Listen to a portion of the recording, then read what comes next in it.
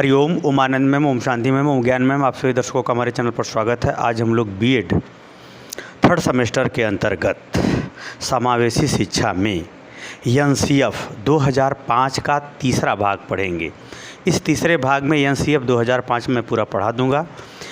जो एनसीएफ 2005 है वह एनसीएफ 2000 का ही सुधार है, जो लोकसभा में अर्जुन सिंह के भाषण के माध्यम से एनसीईआरटी की बैठक होती है और एनसीईआरटी के बैठक के द्वारा प्रोफेसर यशपाल की अध्यक्षता में एनसीएफ 2000 का सुधार करते हुए या संशोधन करते हुए एनसीएफ 2005 प्रस्तुत किया गया, जिसमें हम 2 वीडियो इसके पहले बना चुके हैं, भाग 1, भाग 2, ये भाग तीसरा है। भाग 1 में उसका विस्तृत परिचय दिया गया। इस जो है ये जो एनसीएफ है, इसमें जो सुधार का जो स्वरूप है या आधार वो रविन्द्रनाथ टैगोर जी का निबंध बना। उस निबंध के माध्यम से यह अपनी बात प्रस्तुत करना या सुधारात्मक स्वरूप को बताने के संदर्भ में एनसीएफ तैयार किया गया या उसको शुरुआत किया गया। तो आइए, इसमें हम 2 भाग पढ़ चुके हैं। पहले भाग में परिचय और उसके सिद्धांत की चर्चा की जा चुकी है।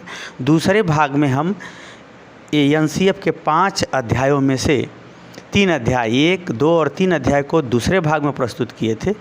अब इस तीसरे भाग में अध्याय 4 और अध्याय 5 को हम प्रस्तुत करेंगे, अर्थात इसको समझाने का आपको प्रयास करेंगे। तो आइए इसको बिना देरी किए देखते हैं।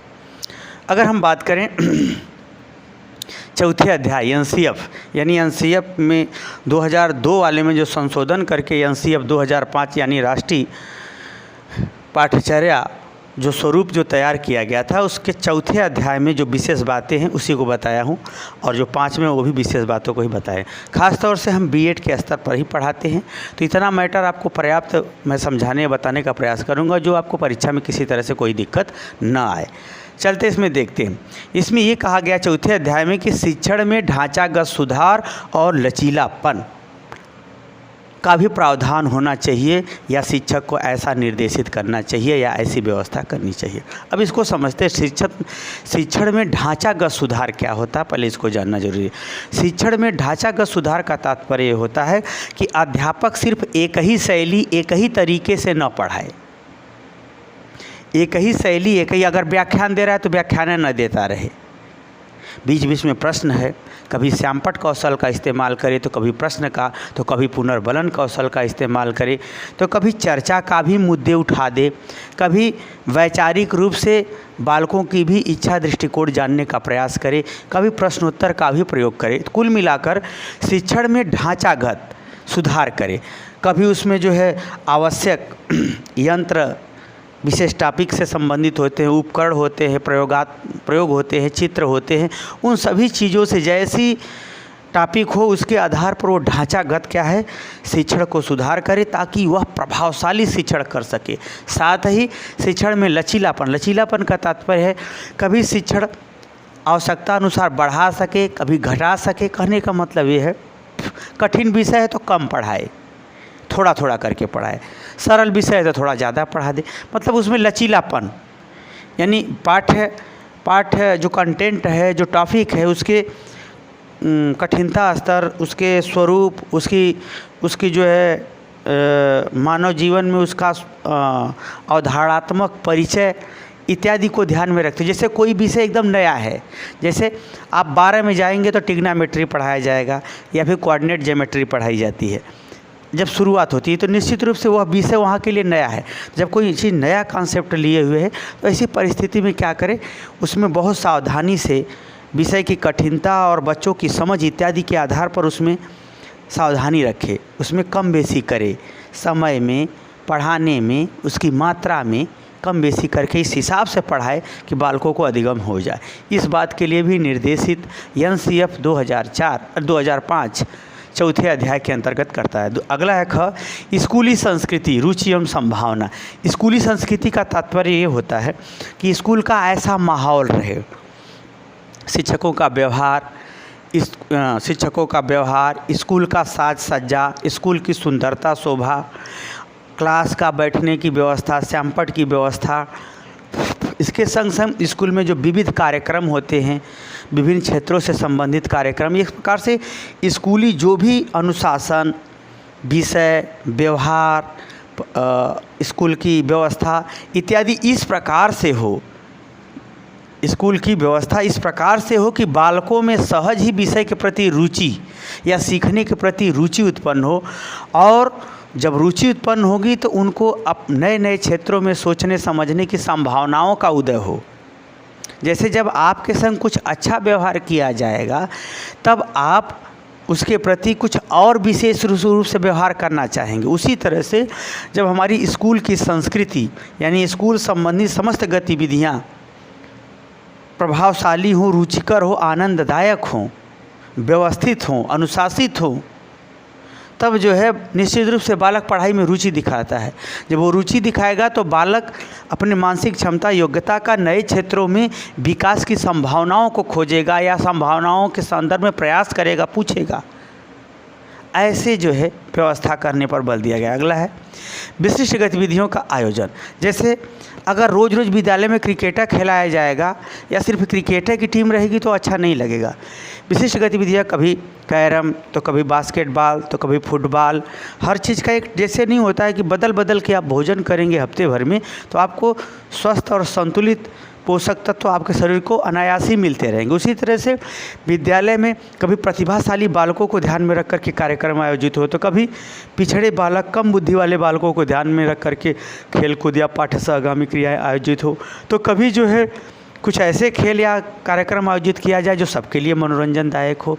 तो कुल मिला के बालकों की विशिष्टता के आधार पर भी विशिष्ट गतिविधियों का आयोजन हो, कार्यक्रमों का आयोजन हो, शिक्षा में प्रतिस्पर्धा का आयोजन हो। जैसे इंग्लिश में वर्ड मीनिंग का अगर हम बहस डिबेट कराते हैं तो उसी तरह से कभी हिंदी का, तो कभी जो है शायरी का, तो कभी जो है निबंध का, तो कभी जो है जीके का। इस ढंग से जो है विशिष्ट गतिविधि अपना करके हम बालकों के ज्ञान का संवर्धन करने संबंधी यह भी एनसीएफ निर्देश देता। अगला है लोकतांत्रिक तरीके का अनुशासन।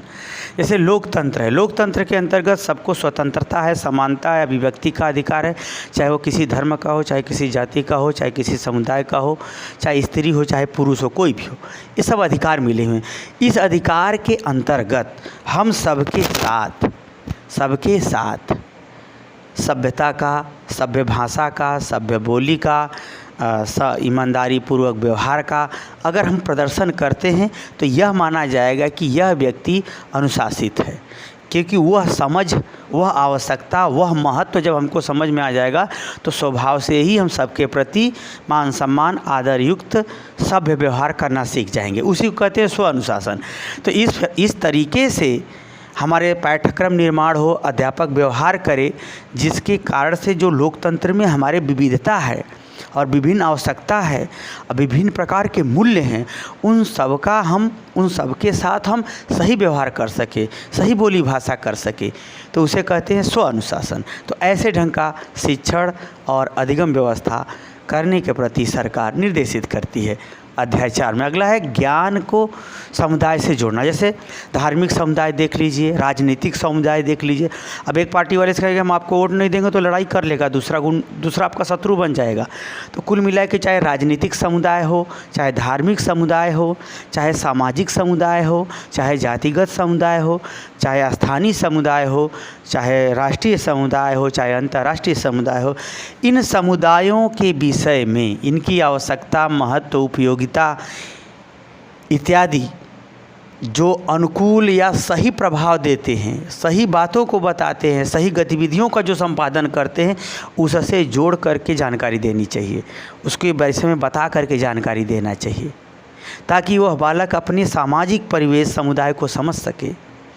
समुदाय किसे कहते हैं? व्यक्तियों का वह समूह जिसमें अपनापन की भावना हो।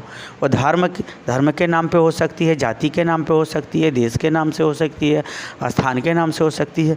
तो जो अपनापन की भावना है, उस अपनापन का क्या फ़ायदा, क्या नुकसान है, कहाँ ये अपनापन गलत होता है। जैसे धार्मिक उन्माद पैदा करना, यह समुदाय का डिमेरिट है। समुदाय के अच्छे मूल्य आदर्शों को बढ़ा करके, बता करके लोगों को जोड़ना, यह समुदाय का अनुकूल प्रभाव है। तो इन सब बातों को जोड़ करके पाठ्यक्रम में पढ़ाना, अध्यापक द्वारा बताना, व्यवहार करना भी एनसीएफ 2005 निर्देशित करता। अगला स्कूली विकेंद्रीकरण, यानी स्कूल में जो योजनाएं हों, जो स्कूल का जो कार्यक्रम हो, उसमें विकेंद्रीकरण हो। विकेंद्रीकरण का तात्पर्य है कि स्कूल में जो है सिर्फ सामान्य पैटर्न पर ही शिक्षण व्यवस्था न हो, बल्कि कुछ प्रोजेक्ट संबंधी हो कार्य, कुछ पाठ्य सहगामी हो, कुछ नाटक हो, कुछ सांस्कृतिक कार्यक्रम हो, कुछ प्रतिस्पर्धात्मक कार्यक्रम हो। यानी स्कूल का जो योजना, कुछ परीक्षाओं में परिवर्तनशीलता हो। मतलब कि एक प्रकार से जो भी हमारे स्कूल के जो कार्यक्रम हैं वह सिर्फ एक ही चीज़ पर सेंटर्ड न हो, अनेक योग्यता क्षमता पर वह अपने कार्यक्रमों का आयोजन करवाए, ताकि सभी प्रकार के जो विशिष्ट प्रकार के या विभिन्न प्रकार के बालक हैं उनको भी अपने व्यक्तित्व के विकास का अवसर मिले, उनके भी व्यक्तित्व के विकास का एक आधार मिले, एक प्रोत्साहन मिले। इसको भी ध्यान में रखते हुए यह एनसीएफ 2005 निर्देशित करता। आगे चलते 5वें अध्याय में, व्यवस्थागत सुधार से शिक्षण। व्यवस्थागत सुधार से शिक्षण का तात्पर्य है कि आधुनिक बहुत सारी टेक्नोलॉजी आ गई हैं शिक्षण के अंतर्गत। तो कभी शिक्षण में प्रोजेक्टर की ज़रूरत पड़ती है, तो कभी इलेक्ट्रॉनिक बोर्ड की ज़रूरत पड़ती है, तो कभी चित्र की ज़रूरत पड़ती है, तो कभी चलचित्र की ज़रूरत पड़ती है, तो कभी स्लाइड की ज़रूरत पड़ती है, कभी जो है ब्लैक बोर्ड। तो एक सामान्य चीज़ें हैं। तो यानी विद्यालय जो है वह स्वस्थ वातावरण हो, प्रकाश हो पर्याप्त, शिक्षकों की संख्या पर्याप्त हो, विद्यार्थी और शिक्षक का अनुपात सही हो। इन सब बातों में को ध्यान में रखते हुए हमको विद्यालय की व्यवस्था में सुधार करना चाहिए या ऐसा आयोजन करें उसके संग संग पेयजल, शौचालय, स्वच्छता, पर्यावरणीय स्थिति, पेड़ पौधे, ये सब, स्वच्छता, साफ सफाई इत्यादि, पुस्तकालय विद्यालय, ये सब है। यानी व्यवस्थागत अगर हम सुधार करके यदि शिक्षण करते हैं तो निश्चित अधिगम्य या प्रभावशाली शिक्षण के द्वारा हम बालकों को अच्छे दिशा में, अच्छे कार्य के लिए, अच्छे ज्ञान द्वारा, अच्छे व्यवहार द्वारा मोड़ सकते हैं।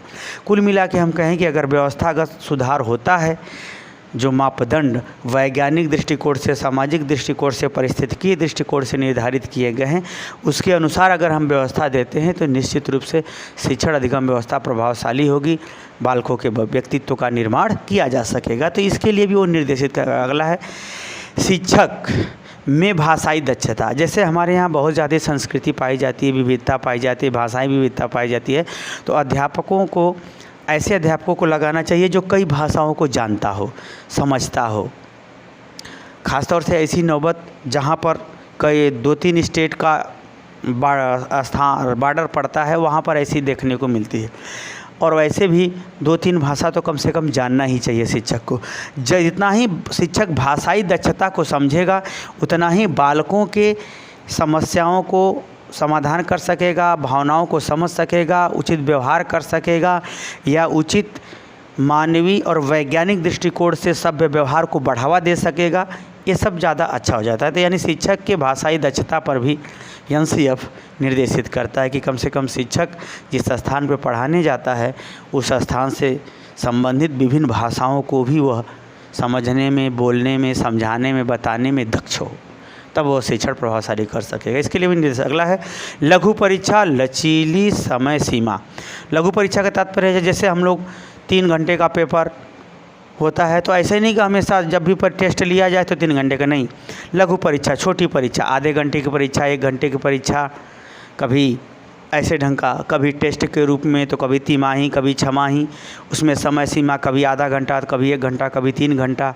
निबंधात्मक पेपर हो तो ज़्यादा समय, विकल्पी वाला हो तो कम समय। कुल मिला के लघु यानी कम समय वाली परीक्षा आयोजित करना चाहिए और उसका समय जो है सीमा में भी काफ़ी परिवर्तन करते रहना चाहिए, ताकि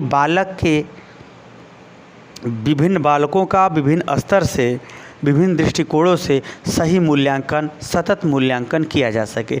इसके लिए भी एनसीएफ 2005 निर्देशित करता है। अगला है शिक्षण में नवाचार। शिक्षण में नवाचार यानी पढ़ाते समय जो नई नई टेक्नोलॉजी आ रही है उसका प्रयोग, और शिक्षण के अंतर्गत जो शिक्षक का अनुभव है उससे जोड़ करके पढ़ाना, विद्यार्थियों के अनुभव द्वारा विषय को पढ़ाना। ये सब जो व्यवहारिक प्रभाव या व्यवहारिक रूप से एक नई तौर तरीके जो स्वतः में डेवलप होते हैं, उन सब से जोड़ करके शिक्षण में एक नया स्वरूप, एक नया अभिव्यक्ति, एक नया प्रयास करने का पर बल देती है। साथ में जो विज्ञान के द्वारा जो विभिन्न तकनीकी है, मशीन है, उपकरण है, वो सबको भी अपनाने पर बल दिया गया ताकि प्रभावशाली शिक्षण हो सके, अधिगमकर्ता को आसानी से सिखाया जा सके। अगला है नोडल एजेंसी। नोडल एजेंसी का तात्पर्य प्रवेश परीक्षाएं जो होती हैं, यानी 10 में 12 में जो अच्छी संस्थाएं हैं या सब जगह विद्यालयों पर एक प्रकार से 10-12 तक के जो परीक्षाएं होती हैं, प्रवेश परीक्षाएं होती हैं, उसमें एक नोडल एजेंसी का भी गठन करना चाहिए जो प्रवेश परीक्षा संबंधी डिजाइन करे। सामान्य प्रश्न, सरल प्रश्न, विशेष कठिनाई वाले प्रश्न, यानी कुल मिला के नोडल एजेंसी द्वारा ही विद्यार्थियों को प्रवेश परीक्षा करा करके उन्हें उच्च कक्षाओं में या माध्यमिक या उच्चतर माध्यमिक में प्रवेश कराना चाहिए ताकि वे बालक अपनी योग्यता क्षमता के अनुसार सही विषय का चुनाव कर सकें या सही दिशा में अपने ज्ञान के द्वारा परीक्षा दे करके सफलता प्राप्त करके उसका अध्ययन कर सके और भविष्य में उनको सफल बनाना आसान हो सके। क्योंकि बालक बहुत कुछ ऐसा होता है, बालक सोचता है मैं जानता हूँ, हकीकत में नहीं जानता।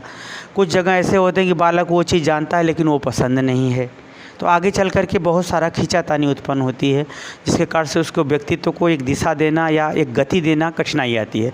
तो ख़ास तौर से जो नोडल एजेंसियां हैं वे जो है प्रवेश परीक्षा के संदर्भ में विशेष प्रकार की डिज़ाइन करें, शाब्दिक शब्द को भी ध्यान में रख कर के प्रश्न करें, पर्यावरण को भी ध्यान में रख कर के प्रश्न करें, विषय को भी ध्यान में रख कर के प्रश्न करें, विषय का अन्य विषयों से क्या संबंध है इससे भी जोड़ करके प्रश्न करें, विषय का आधुनिक समय में क्या स्वरूप है, क्या मांग है, क्या उसकी चुनौतियां आवश्यकता, उससे संबंधित प्रश्न करें। तो एक प्रकार से नोडल एजेंसियां प्रवेश परीक्षा के लिए अगर कार्य करें तो निश्चित रूप से हमारे शिक्षण अधिगम व्यवस्था या विद्यार्थियों के व्यक्तित्व के निर्माण हेतु सही मात्रा में सही ढंग से प्रवेश और दिशा निर्देश दिया जा सकता है या निर्धारित किया जा सकता है। आगे है वैश्विक अर्थव्यवस्था में, ये आगे ये भी निर्देशित करता है NCF 2005 कि वैश्विक अर्थव्यवस्था यानी विश्व स्तर पर जो विकसित देशों की अर्थव्यवस्था है या अन्य देशों की जो अर्थव्यवस्था है, उन अर्थव्यवस्था के आधार पर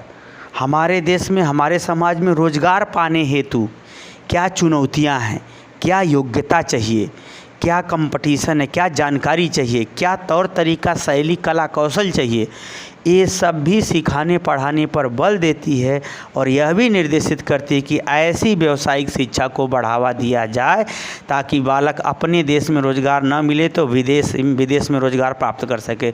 जैसे नेट के माध्यम से लोग बैठे बैठे भारत में विदेश का काम करते हैं इंटरनेट के माध्यम से। तो कुल मिला के हम बात करें जो वैश्विक अर्थव्यवस्था के संदर्भ में रोजगार या उद्योगों के संदर्भ में या विभिन्न कला, योग्यता, क्षमता के संदर्भ में जो चुनौतियां हैं, उन चुनौतियों से संघर्ष करने के लिए, लड़ने के लिए या उन चुनौतियों पर अपने आप को सही साबित या योग्य साबित करने हेतु कौन कौन सी व्यावसायिक गतिविधियाँ, जैसे इसमें भारत में मेडिकल बहुत सक्सेस है, टेक्निकल ये भी बहुत सक्सेस है, केमिकल वाले में भी लोग सही है, इलेक्ट्रॉनिक वाले क्षेत्र में भी लोग सफल हैं भारत के। तो ये सब जो व्यावसायिक प्रशिक्षण हैं, शिक्षा है, उनको भी बढ़ावा दे करके वैश्विक चुनौतियों या वैश्विक अर्थव्यवस्था के योग्य बनाया जाए ताकि वह अपने आजीविका के लिए भारत में न सही कम से कम विदेश में ही वह अपने योग्यता के अनुसार रोजगार आय अर्जित कर सके और अपने जीवन को गतिशील या विकासशील बना सके, जिससे उसका जो है भविष्य का निर्माण सही दिशा में, सही रूप में हो सके। तो इन सब महत्वपूर्ण बातों को NCF 2005 में अध्याय 4 अध्याय 5 के अंतर्गत बताया गया, निर्देशित किया गया, समझाने पर बल दिया गया, शिक्षा में सुधार करने के लिए तैयार किया गया। तो मुझे उम्मीद है कि इस वीडियो के अंतर्गत अध्याय 4 और अध्याय 5 के जो महत्वपूर्ण बिंदु थे NCF 2005 के अंतर्गत जो शिक्षा व्यवस्था के सुधार के लिए प्रस्तुत किए गए थे, आप उसे समझ गए होंगे। समझ गए तो कमेंट बॉक्स जरूर बताइए। साथ ही मेरे चैनल को लाइक शेयर सब्सक्राइब कीजिए। हरिओम।